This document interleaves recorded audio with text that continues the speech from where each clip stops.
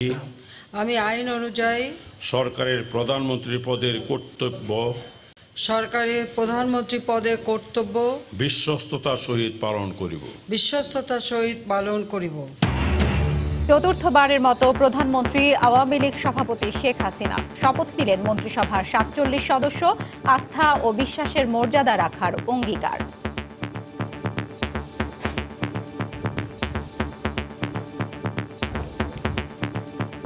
জনগণের সেই প্রত্যাশা পূরণে সর্বাত্মক প্রচেষ্টা চালাবো। এই চ্যালেঞ্জকে গ্রহণ করে সফল হওয়ার মতো আত্মবিশ্বাস এবং যোগ্যতা দুটি আমার আছে। তারুণ্যের শক্তিকে সম্পদে পরিণত করতে চাই এবং দুর্নীতি মুক্ত করার জন্য আইসিটি সর্বোত্তম ব্যবহার করতে চাই। জনগণের সম্পৃক্ততা বজায় রেখে আমরা যদি কাজ করতে পারি, অবশ্যই আমরা এখানে বৈপ্লবিক পরিবর্তন আনতে পারবো। দেখছিলেন প্রধান শিরোনাম। সন্ধ্যার সময়ের সঙ্গে আছি আমি হাফসাতুন্নেসা এবং আমি পারমিতাহীন। এবার অন্যান্য শীর্ষ সংবাদ। ইশতেহারের প্রতিশ্রুতি বাস্তবায়নে কাজ করবে নতুন মন্ত্রিসভা, পুরানো নেতারা ভূমিকা রাখবেন দল গঠনে, জানালেন ওবায়দুল কাদের। তারুণ্য নির্ভর মন্ত্রিসভা দেশের অগ্রগতি ও উন্নয়নের জন্য ইতিবাচক বলছেন পেশাজীবীরা। উন্নয়ন অব্যাহত থাকবে, প্রত্যাশা সাধারণ মানুষের। শেষ কর্মদিবসে সচিবালয়ে পুরানো মন্ত্রিসভার সদস্যদের বিদায়ী সাক্ষাৎ, স্বাগত জানালেন নতুনদের।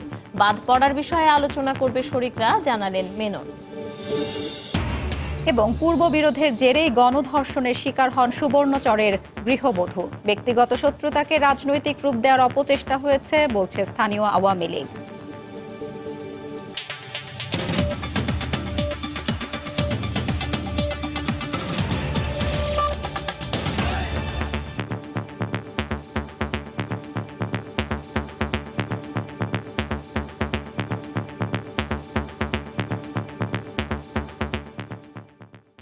প্রধানমন্ত্রী শেখ হাসিনার নেতৃত্বে বঙ্গভবনের শপথ নিয়েছেন নতুন মন্ত্রিসভার সদস্যরা।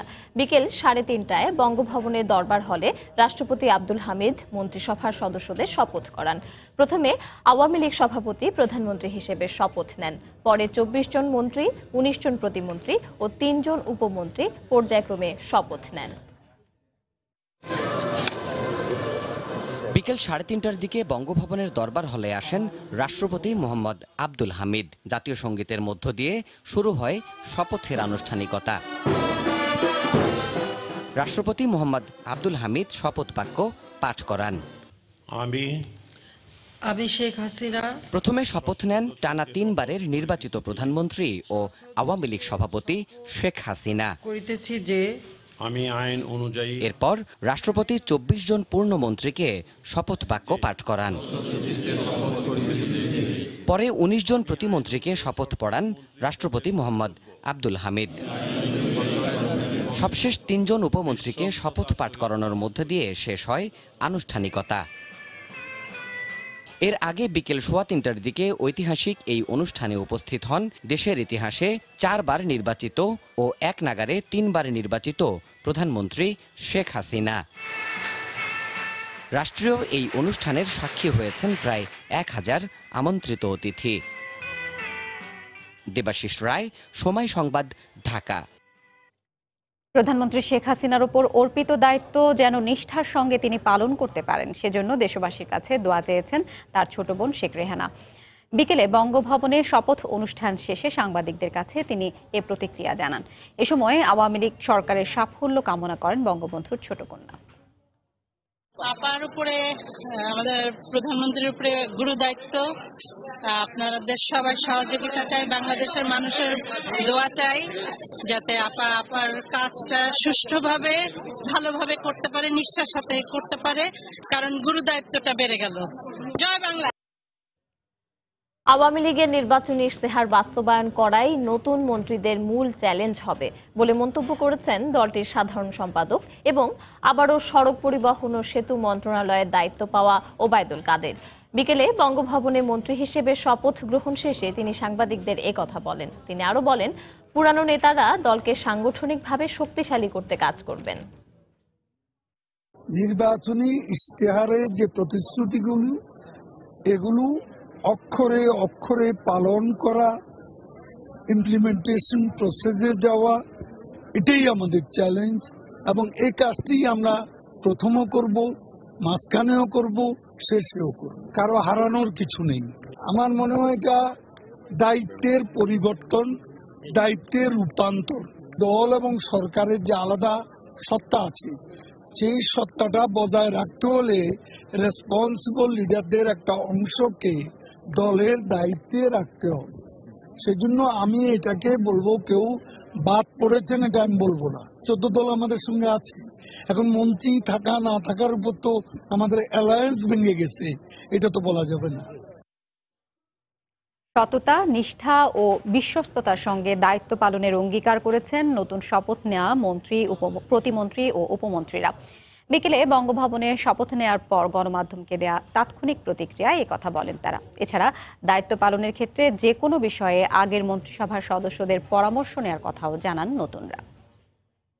জননেত্রী শেখ হাসিনা যেভাবে করে দিক নির্দেশনা দেবেন, আমরা সেভাবে করে সবাই কাজ করে শিক্ষা খাতকে এগিয়ে নিয়ে যাব। এবং আমি বিশ্বাস করি সততার সাথে, একাগ্রতার সাথে, যেটা নেত্রী আমাদেরকে নির্দেশনা দিয়েছেন, জনগণের সম্পৃক্ততা বজায় রেখে আমরা যদি কাজ করতে পারি, অবশ্যই আমরা এখানে বৈপ্লবিক পরিবর্তন আনতে পারবো।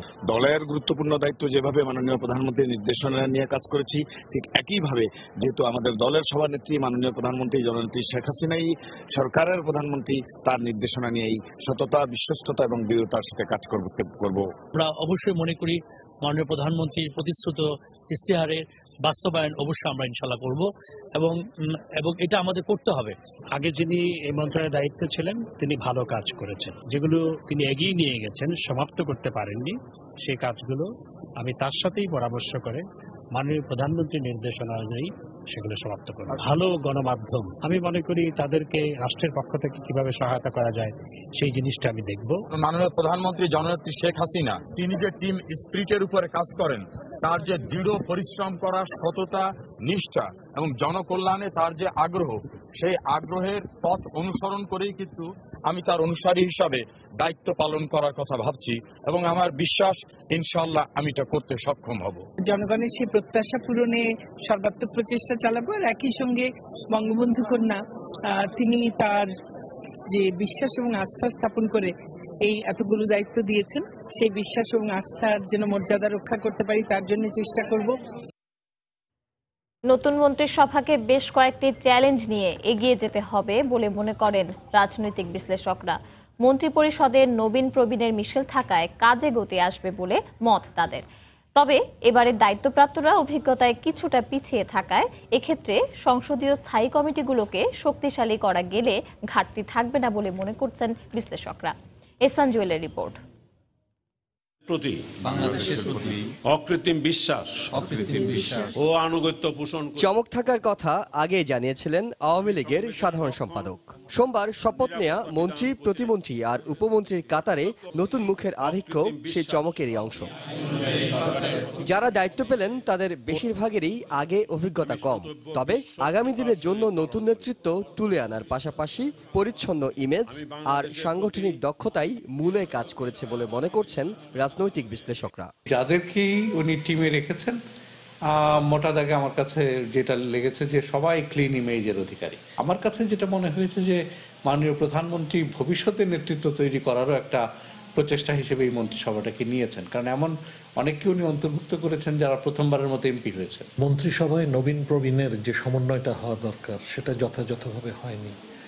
নবীনের প্রাধান্য, প্রবীণের এবং তার সাথে অভিজ্ঞতার এখানে কমতি হতে পারে। দক্ষতার ধারাবাহিকতা সেক্ষেত্রেও কিন্তু সংকট হতে পারে। প্রধানমন্ত্রী নারী মুক্তির ক্ষেত্রে একজন নিঃসন্দেহে অগ্রদূত, কিন্তু এই মন্ত্রিসভায় তিনি সহ মাত্র 4 জন নারী আছেন। অভিজ্ঞতার ঘাটতি একটা চ্যালেঞ্জ হয়ে যেতে পারে। নতুনরা দায়িত্ব পেলে গতিশীলতা আসবে মন্ত্রণালয়ের কাছে, তবে এই ক্ষেত্রে সংসদীয় স্থায়ী কমিটিগুলোতে অভিজ্ঞদের ঠাঁই দেয়া হলে তাদের পরামর্শ মন্ত্রণালয়কে আরো শক্তিশালী করবে বলে মত বিশ্লেষকদের। সিনিয়র যারা নেতা আছেন তাদেরকে যদি সংসদীয় স্ট্যান্ডিং কমিটিগুলোতে মন্ত্রী পদমর্যাদায় অভিষিক্ত করা হয় এবং মন্ত্রণালয়গুলো তাদের কাছে দায়বদ্ধ করার যে পার্লামেন্টারি রীতি সেটাকে যদি কার্যকর করা হয়, তাহলে সেটাও কিন্তু এই নতুন ব্যবস্থায় একটা সুফল বয়ে আনতে পারে। এই যে স্ট্যান্ডিং কমিটি এবং মন্ত্রণালয় মিলে নতুন মন্ত্রীদের অভিজ্ঞতার ঘাটতিটা কিন্তু পার্লামেন্টারি স্ট্যান্ডিং কমিটির সভাপতি যিনি থাকবেন তিনি অনেকটা দূর করে নিতে পারবেন। সরকারের প্রতিশ্রুত ইশতেহার বাস্তবায়ন করতে হলে বর্তমানের ধারাবাহিকতা ধরে রাখার পাশাপাশি নতুন উদ্যোগে মন্ত্রণালয়গুলোকে গতিশীল করার পরামর্শ বিশ্লেষকদের। এহসান জুয়েল, সময় সংবাদ, ঢাকা। তারুণ্য নির্ভর এই মন্ত্রিসভা গঠনকে দেশের অগ্রগতি ও উন্নয়নের জন্য ইতিবাচক হিসেবে দেখছেন পেশাজীবীরা। তাদের মতে নতুনদের গতিশীল নেতৃত্ব ভিশন 2041 অর্জনের জন্য সহায়ক হবে। তবে সুশাসন ও সব ক্ষেত্রে জবাবদিহিতা নিশ্চিত করা নতুন মন্ত্রীদের প্রধান চ্যালেঞ্জ বলেও মনে করেন তারা।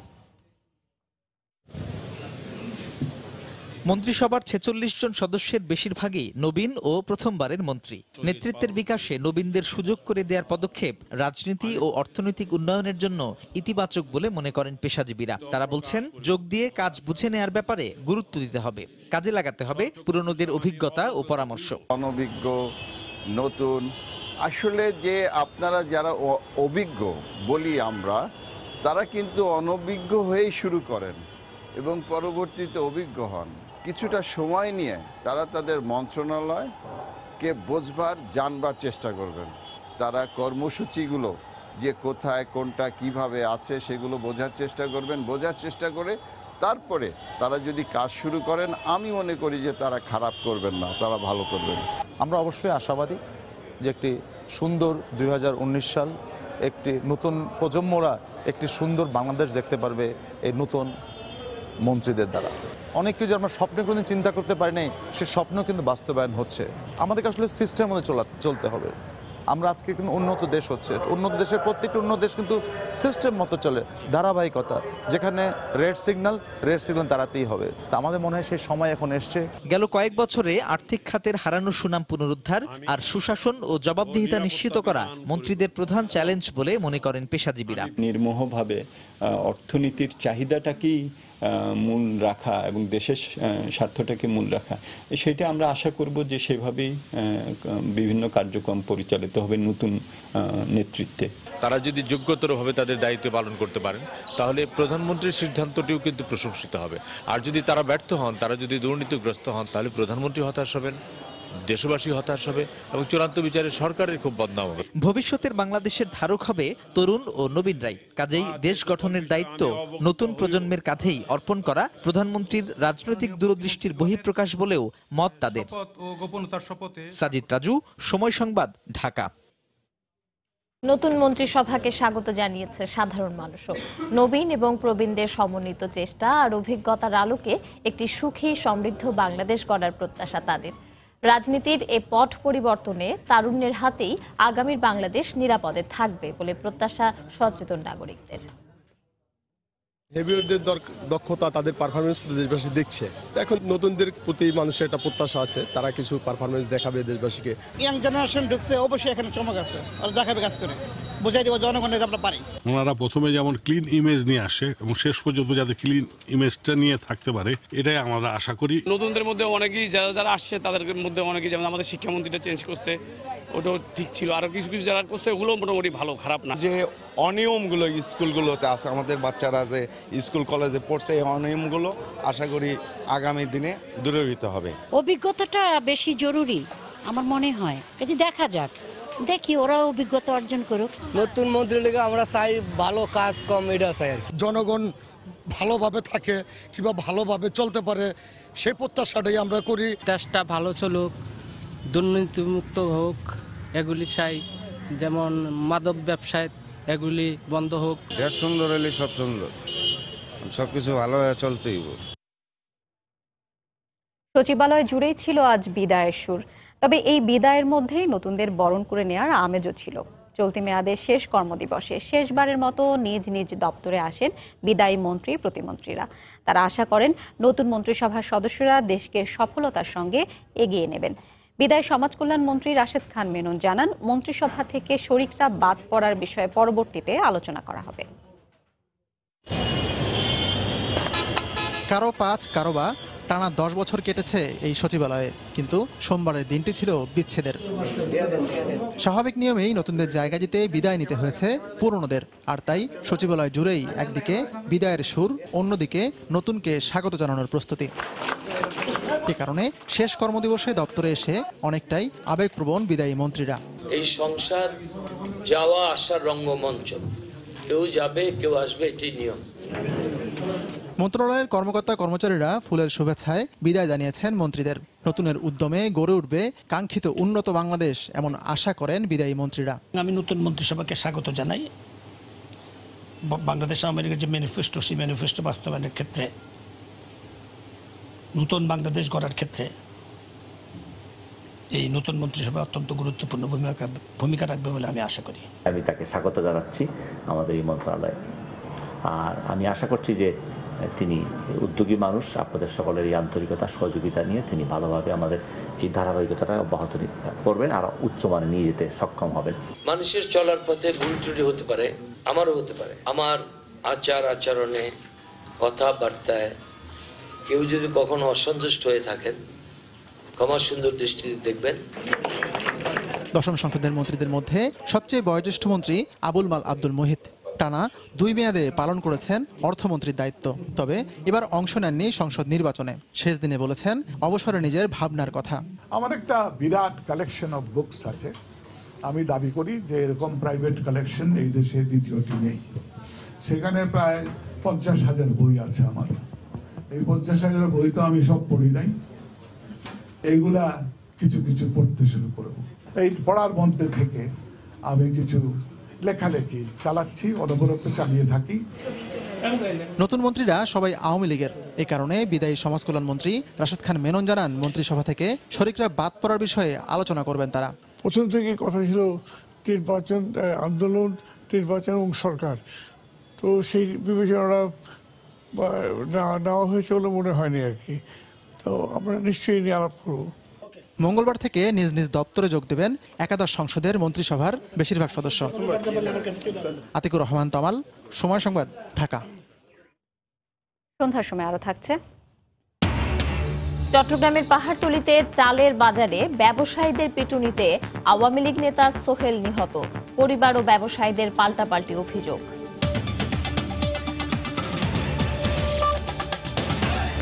কুমিল্লায় বাসে আগুন দিয়ে 8 জনকে হত্যা মামলায় বেগম খালেদা জিয়ার বিরুদ্ধে অভিযোগ গঠন এবং জামিন আবেদনের শুনানি 16 জানুয়ারি ধার্য করেছেন আদালত। দুপুরে কুমিল্লা জেলা ও দায়রা জজ আদালতের বিচারক হাবিবুর রহমান এ আদেশ দেন। রাষ্ট্রপক্ষের কৌঁসুলি মোস্তাফিজুর রহমান লিটন জানান, কুমিল্লা জেলা ও দায়রা জজের পদ অবসরজনিত কারণে শূন্য থাকায় 16 জানুয়ারি দিন ধার্য করা হয়। 2015 সালের 3রা ফেব্রুয়ারি ওই ঘটনায় ঘটনাস্থলেই 7 জন এবং পরে চিকিৎসাধীন অবস্থায় আরও একজনের মৃত্যু হয়। বঙ্গভবনে শপথ নেওয়ার পর সচিবালয়ে নিজ দপ্তরে সাংবাদিকদের সঙ্গে কথা বলছেন নতুন অর্থমন্ত্রী আহম মুস্তফা কামাল। আমরা এখন সরাসরি চলে যাচ্ছি সেখানে। করা যায়নি। তো এই যে অসাধারণ একটি চারিত্রিক বৈশিষ্ট্যমণ্ডিত দেশ হচ্ছে বাংলাদেশ। কারণ আমাদের রিলিজিয়াসলি বলা হয়, তোমরা দুর্নীতি করো না, তোমরা ঘুষ দিবে না, ঘুষ দিবে না। এখানে অন্য পৃথিবীর কোন ধর্মে এই ধরনের একদম স্ট্রাকচার্ড ওয়েতে কোনো বর্ণনা নেই। আমাদের সামনে যেমনি আছে আর রাশি ওয়াল মুর্তাসি কলাহুমা ফিন্নার, আর রাশি ওয়াল মুর্তাসি কলাহুমা ফিন্নার। আমাদের প্রিয় নবী সাল্লাল্লাহু বলে গেছেন, তোমরা ঘুষ দিবে না, ঘুষ খাবে না। ঘুষ দেয়া এবং নেয়া দুই গোষ্ঠীর জায়গায় হচ্ছে জাহান্নাম। তো এই যে জিনিসটা দেখেন, আমাদের কতগুলো জিনিস আছে, আমাদের চারিত্রিক বৈশিষ্ট্য না, এটা রিলিজিয়াসলি এটা কিন্তু it's a mandate to us, এটা আমাদের জন্য করণীয়। তো আমাদের দেশের মানুষ ভালো, আমি এখনো বলি। এবং যে ব্যবসায়ী যারা আছে তারা সবাই খারাপ না। আমাদের ব্যর্থতা হলো আমরা লক্ষ্য করেছি, সেটা হলো হয়তো আমাদের ওভারসাইটে কত নেগলিজেন্স কোথাও আছে। যদি ওভারসাইটটা প্রপারলি আমরা করতে পারতাম রাইট ফ্রম ডে ওয়ান।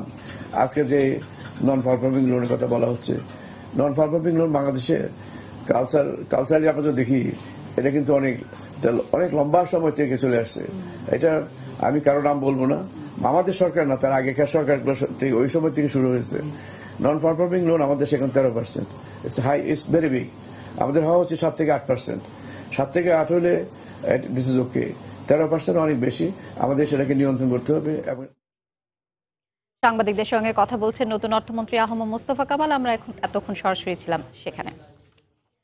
যাচ্ছি পরের খবরে। পূর্ববিরোধের জের ধরেই গণধর্ষণ ও নির্যাতনের শিকার হন নোয়াখালী সুবর্ণচরের গৃহবধূ। সময় সংবাদের অনুসন্ধানে এমন তথ্য বেরিয়ে এসেছে।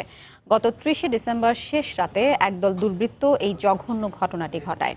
এটি রাজনৈতিক রূপ নেওয়ায় গোটা দেশে তোলপাড় শুরু হলেও মূলত ব্যক্তিগত শত্রুতা থেকেই এই ঘটনা ঘটায় প্রতিপক্ষরা। এর সঙ্গে জড়িত থাকার অপরাধে পুলিশ এখন পর্যন্ত 10 জনকে গ্রেফতার করেছে। এদের মধ্যে 7 জনের 5 দিন করে রিমান্ড মঞ্জুর করেছেন আদালত। জুলহাস তালুকদারের ক্যামেরায় বক্তিয়ার মুন্নার রিপোর্ট। কলিন মেম্বার পড়ে দাঁড়াইছে 5 বছর পর আবার কলিন মেম্বারের ভোট করছি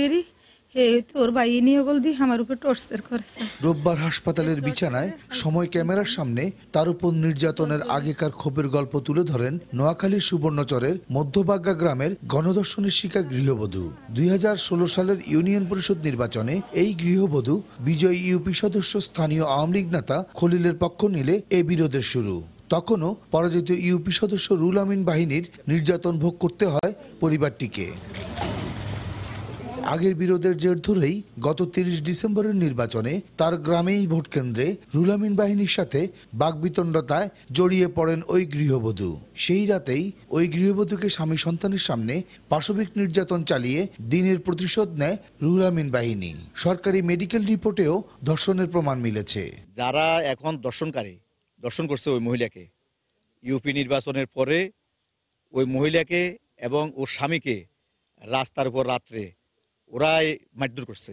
এদেরকে রাজনীতিকে জড়ান মানি এদেরকে ছাড় দেওয়া। আমি ওদের ফাঁসি চাই। সময় গড়ানোর সাথে সাথেই ঘটনাটির নির্বাচনী সহিংসতা হিসাবে সামাজিক যোগাযোগ ও গণমাধ্যমে ভাইরাল হয়ে পড়ে, নেয় রাজনৈতিক রূপ। গৃহবধূকে হাসপাতালে দেখতে এসে বিএনপির মহাসচিব মির্জা ফখরুল ইসলাম আলমগীর সহ ঐক্যফ্রন্ট নেতারা দোষেন আওয়ামী লীগকে। তবে নোয়াখালীর শীর্ষ আওয়ামী লীগ নেতার দাবি মিথ্যা অপপ্রচার। বিএনপি এটাকে যেভাবে রাজনৈতিক ফায়দা লুটতে চাইছে, এটা উচিতও না, এটা ঠিকও না। রাজনৈতিক ফায়দা নিয়ে ঘটনার কোনো রকমের উপকার হবে বলে আমার মনে হয় না। তবে ঘটনাটি রাজনৈতিক নয়, জঘন্য অপরাধ হিসেবেই দেখছেন বলে জানালেন নোয়াখালীর পুলিশ সুপার। সিরাজ কিন্তু বাদী হয়ে একটা এজাহার করেছে যে পূর্ব বিরোধের জের ধরে এই ঘটনাটি ঘটেছে। আমরা চার্জশিট করব দ্রুততম সময়ের মধ্যে এবং দ্রুত বিচার ট্রাইব্যুনালে মামলাটি এনে সাক্ষী দ্রুত সময়ের মধ্যে যেন তাদেরকে সাজার আওতায় আনা যায় সেই ব্যবস্থা আমরা পুলিশের পক্ষ থেকে করব। রোববার রাত পর্যন্ত পুলিশ এ ঘটনায় রুহুল আমিন সহ 10 জনকে গ্রেফতার করেছে। এদের মধ্যে এজাহারভুক্ত 6 জন, 7 জনকে 5 দিনের রিমান্ডে জিজ্ঞাসাবাদ চলছে। এই ঘটনায় এখানকার এসব মানুষের দাবি রাজনীতির কাদা ছোঁড়াছুড়ি না করে দোষীদের দৃষ্টান্তমূলক শাস্তির পাশাপাশি ক্ষতিগ্রস্ত গৃহবধূর মানসিক বিপর্যয়ের উন্নয়ন ও তার পরিবারের সামাজিক নিরাপত্তায় সরকার সহ সকলকেই এগিয়ে আসতে হবে। সুবর্ণচরের মধ্যম চরবাগ্যা গ্রাম থেকে বক্তিয়ার মুন্না, সময় সংবাদ, নোয়াখালী। সন্ধ্যার সময় আরো থাকছে। প্রবাসী বাংলাদেশিদের কাছেও জনপ্রিয়তায় তুঙ্গে প্রয়াত সৈয়দ আশরাফ। দল মত নির্বিশেষে শোক জানিয়েছেন সকলেই।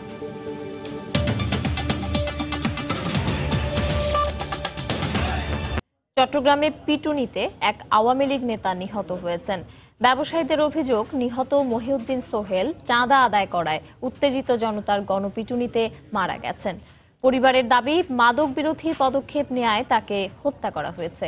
ঘটনা তদন্ত করে ব্যবস্থা নেওয়া হবে বলে জানিয়েছে পুলিশ। ব্যবসায়ীদের অভিযোগ, সোমবার সকালে চট্টগ্রাম নগরীর পাহাড়তলির চালের আড়তে চাঁদাবাজি করতে যায় মহিউদ্দিন সোহেল নামের এক যুবক। এ সময় কথা কাটাকাটির এক পর্যায়ে তাকে গণপিটুনি দেন ব্যবসায়ীরা। এতে গুরুতর আহত হয় সে। আশঙ্কাজনক অবস্থায় মহিউদ্দিন সোহেলকে উদ্ধার করে চট্টগ্রাম মেডিকেলে নিয়ে গেলে মৃত ঘোষণা করেন কর্তব্যরত চিকিৎসক। ঘটনার পর থেকে এলাকার দোকানপাট বন্ধ রেখেছেন ব্যবসায়ীরা।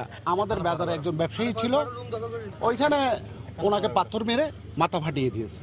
মাটি ফাটিয়ে দেওয়ার পরে এখান থেকে বাজার থেকে বিভিন্ন লোকজন যাইয়া ওনাকে ধরে গণপিটানি দিয়েছে। তার দোকান এখান থেকে 4,000 টাকা নাস্তা খাইছে, এখন টাকা দেন নাই। তারপর একটা দোকান থেকে 20,000 টাকা নিয়েছে, ওইটা গিয়ে লই যায়, ওইখানে নাকি বসা লাগতো। তবে চাঁদাবাজির অভিযোগ অস্বীকার করে নিহতের স্বজনরা জানান, মাদকের বিরুদ্ধে পদক্ষেপ নেয় তাকে হত্যা করা হয়েছে। বেশ কিছুদিন আগে পাহাড়তলি বাজারে বিভিন্ন ধরনের মাদক ব্যবসায়ী, চোরাচালানি বিভিন্ন ধরনের সমস্যাগুলো ছিল, সেই সমস্যাগুলো সে করতো, বিভিন্ন জায়গায় গিয়ে সে এগুলো সমাধান দিত। ঘটনা তদন্ত করে ব্যবস্থা নেওয়া হবে বলে জানিয়েছে পুলিশ। অনেক লোক পেয়েছি এখানে এঙ্গেজ ছিল, তো এরকম হতে পারে আর কি, এটা তদন্তে বেরিয়ে আসবে যে কিভাবে মারা গিয়েছে। নিহত মহিউদ্দিন সোহেল আওয়ামী লীগের কেন্দ্রীয় উপকমিটির সহ সম্পাদক ছিলেন। সময় সংবাদ, চট্টগ্রাম। হিমেল হাওয়ায় শীত জেঁকে বসেছে উত্তরের জেলাগুলোতে। হঠাৎ শীত বেড়ে যাওয়ায় ঠান্ডাজনিত নানা রোগে আক্রান্ত হচ্ছে শিশুসহ নানা বয়সী মানুষ। সোমবার সকাল পর্যন্ত গত 24 ঘন্টায় রংপুর মেডিকেল কলেজ হাসপাতালে 2 শতাধিক শিশুকে ভর্তি করা হয়েছে। রোগীর সংখ্যা বেড়ে যাওয়ায় সেবা দিতে হিমশিম খাচ্ছে হাসপাতাল কর্তৃপক্ষ। একই চিত্র গাইবান্ধার বিভিন্ন এলাকায়। ডায়রিয়া, নিউমোনিয়া ও শ্বাসকষ্টজনিত সমস্যা নিয়ে হাসপাতালে ভর্তি হচ্ছেন রোগীরা।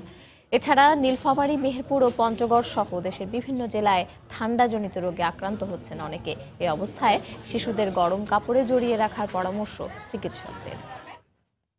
আওয়ামী লীগের সাবেক সাধারণ সম্পাদক সৈয়দ আশরাফ জীবনের বড় একটি সময় কাটিয়েছেন লন্ডনে। সেখানে বিয়ে, বসতি, চাকরি জীবন। লন্ডনের ভেক্টনের বাড়িটিই ছিল প্রিয় আবাসস্থল। বাংলাদেশি কমিউনিটিতে একজন সদালাপী মানুষ হিসেবে জনপ্রিয় ছিলেন তিনি। দলমত নির্বিশেষে সকল শ্রেণী পেশার মানুষ তার মৃত্যুতে গভীর শোক জানিয়েছেন। শোয়েব কবিরের রিপোর্ট। 1975 সালের 3 নভেম্বর 4 নেতা হত্যাকাণ্ডে পিতা সৈয়দ নজরুল ইসলাম নিহত হওয়ার পর তিনি চলে আসেন লন্ডনে। এখানে টার হ্যামার্স কাউন্সিল এলাকায় বসবাস শুরু করেন। চাকরির পাশাপাশি সামাজিক রাজনৈতিক কাজে তিনি নিজেকে যুক্ত করেন। বিশেষ করে বর্ণবাদ বিরোধী আন্দোলনে তার ভূমিকা এখনো লোকমুখে ঘুরে ফিরে। ব্রিটিশ ভারতীয় শিলা ঠাকুরের সঙ্গে সৈয়দ আশরাফ বিবাহ বন্ধনে আবদ্ধ হন লন্ডনেই। সৈয়দ আশরাফের সেই সময়ের বন্ধুদের একজন নুরুদ্দিন আহমেদ, যার সাথে এক বাসাতেও ছিলেন অনেক দিন। আশরাফের সাথে প্রথম রাজনৈতিক সম্পর্ক, সেখান থেকে বন্ধু থেকে ভাইয়ের মতো সম্পর্ক হয়েছিল। উনি যখন বিয়ের সিদ্ধান্ত নিলেন তখন সেই খবরটা ওনার ভাই মঞ্জুকে দেওয়ার আগে আমাকে ফোন করে নিলেন। সদালাপী সৈয়দ আশরাফ নিয়মিত আসতেন ব্রিটেনের বাংলাদেশি পাড়ার ব্রিকলেনে। তাকে সেই সময় খুব কাছ থেকে দেখেছেন প্রবীণ সাংবাদিক রহমত আলী। আলাদিন রেস্টুরেন্ট ছিল, সেখানেও আমরা বসতাম, উনিও আসতেন এবং আসলে পরে উনি সাধারণভাবে কথাবার্তা বলতেন, সাধারণ মানুষের সাথে চা পানে সমবেত হতেন। স্ত্রীর মৃত্যুর পর সৈয়দ আশরাফ লন্ডনে বসবাস করতে শুরু করলো। দেশ ও রাজনীতির টানে আবার দেশে ফিরে যান। গত বৃহস্পতিবার রাতে ব্যাংককে চিকিৎসাধীন অবস্থায় শেষ নিঃশ্বাস ত্যাগ করেন তিনি। মহাকালে সাক্ষী হয়ে তিনি বেঁচে থাকবেন ব্রিটেনের প্রবাসী বাঙালিদের হৃদয়ে। শোয়েব কবির, সময় সংবাদ, লন্ডন। বিশ্বের বৃহত্তম অর্থনীতির দেশের তালিকায় 2 ধাপ এগিয়ে 41তম স্থানে উঠে এসেছে Bangladesh. World economic league table WELT এর প্রতিবেদনে এ তথ্য উঠে এসেছে। যুক্তরাজ্য ভিত্তিক গবেষণা প্রতিষ্ঠান centre for economics and business research CEBR জানায়, গত বছরের এ তালিকায় 43তম অবস্থানে ছিল বাংলাদেশ। প্রতিবেদনে বলা হয়, সামনের বছরগুলোতে উল্লেখযোগ্য প্রবৃদ্ধি অর্জন অব্যাহত থাকলে 2033 সাল নাগাদ বিশ্বের শীর্ষ 25টি বৃহত্তম অর্থনীতির দেশের তালিকায় 24তম স্থানে নাম লেখাবে বাংলাদেশ। ওয়ার্ল্ড ইকোনমিক লিগ টেবিলের শীর্ষ 5 অর্থনীতির দেশগুলো হলো যথাক্রমে যুক্তরাষ্ট্র, চীন, জাপান, জার্মানি ও ভারত। এই পর্যায়ে শীর্ষ সংবাদ জানিয়ে দিচ্ছি আরেকবার। আমি আইন অনুযায়ী সরকারের প্রধানমন্ত্রী পদের কর্তব্য বিশ্বস্ততার সহিত পালন করিব। চতুর্থবারের মতো প্রধানমন্ত্রী আওয়ামী লীগ সভাপতি শেখ হাসিনা শপথ নিলেন মন্ত্রিসভার 47 সদস্য। আস্থা ও বিশ্বাসের মর্যাদা রাখার অঙ্গীকার। ইশতেহারের প্রতিশ্রুতি বাস্তবায়নে কাজ করবে নতুন মন্ত্রিসভা। পুরানো নেতারা ভূমিকা রাখবেন দল গঠনে, জানালেন ওবায়দুল কাদের। তারুণ্য নির্ভর মন্ত্রিসভা দেশের অগ্রগতি ও উন্নয়নের জন্য ইতিবাচক, বলছেন পেশাজীবীরা। উন্নয়ন অব্যাহত থাকবে, প্রত্যাশা সাধারণ মানুষের। এবং শেষ কর্মদিবসে সচিবালয়ে পুরানো মন্ত্রিসভার সদস্যদের বিদায়ী সাক্ষাৎ। স্বাগত জানালেন নতুনদের। বাদ পড়ার বিষয়ে আলোচনা করবে শরিকরা, জানালেন মেনন। এই ছিল সন্ধ্যার সময়। আপনার মোবাইলে সময় সংবাদ দেখতে ও সব খবর পেতে ডাউনলোড করুন সময় অ্যাপ। সঙ্গে থাকুন সময়।